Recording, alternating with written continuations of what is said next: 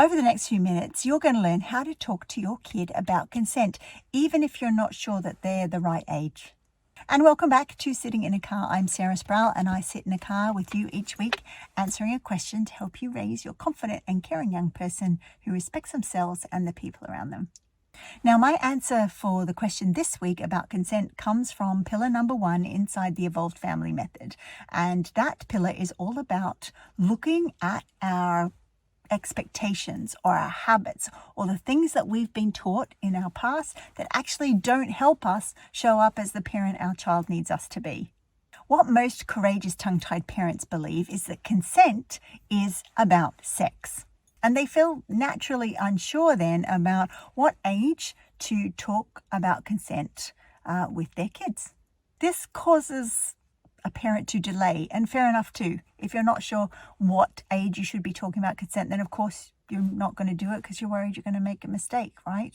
And then that delay maybe causes worry and concern because you can see your kid getting older and you really are aware that so many sort of complexities and problems and disasters happen as young people are learning about relationships, and you're worried because your kids don't yet have the skills to use consent or expect consent from the people around them.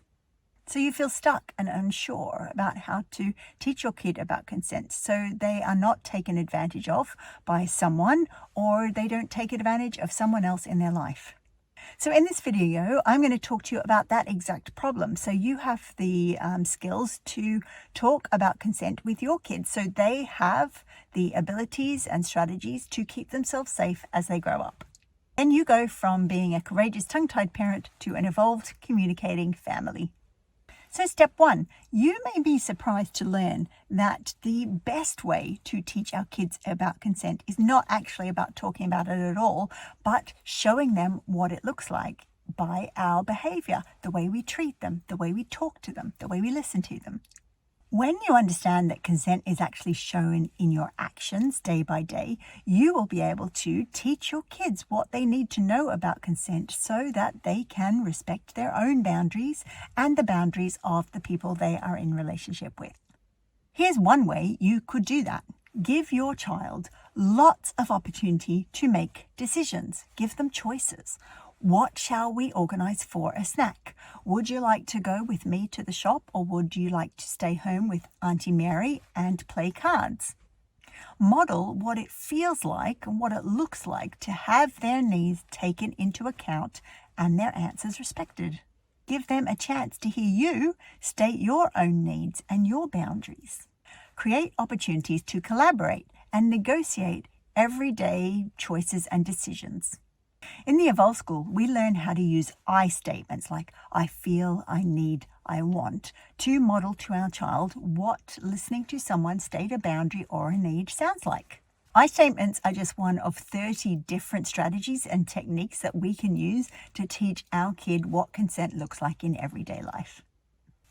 Step 2, treating ourselves with consent is another important way to teach our child what consent looks like.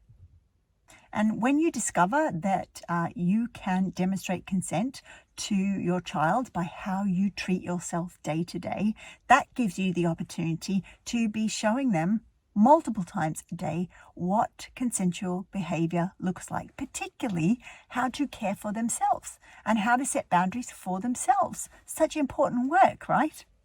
Here's one example that you might like to try. If you are thinking about what to cook for dinner, and if you're like me, then that's a never-ending struggle, you could actually enlist your child's help, right? So you could say to them, I'm trying to work out what to have for dinner, but I'm trying to find something that won't feel hard and difficult and make myself feel yucky while I'm trying to cook it. Have you got any ideas that might help me out? Do you see how in that example we are using as a central concept the idea of we want to treat ourselves kindly, we have a job to do, and we want to do it in a way that feels good for us. Step number 3, remind your kid about consent when they are playing with someone else, whether that's a friend or a sibling. When you realize you can be teaching your child consent even when they are playing with someone, you will feel reassured because you will see that there are multiple opportunities every day to have conversations about consent. So here's how you do that with a preschool or a primary school age child. Stay within earshot when they are playing a game. And when you start hearing that someone is not happy with how the game is going, or there is a conflict, you can step in with a sentence like this.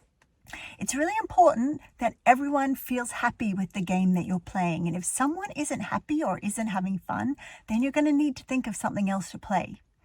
Do you need my help to choose something, or will you be able to work it out on your own?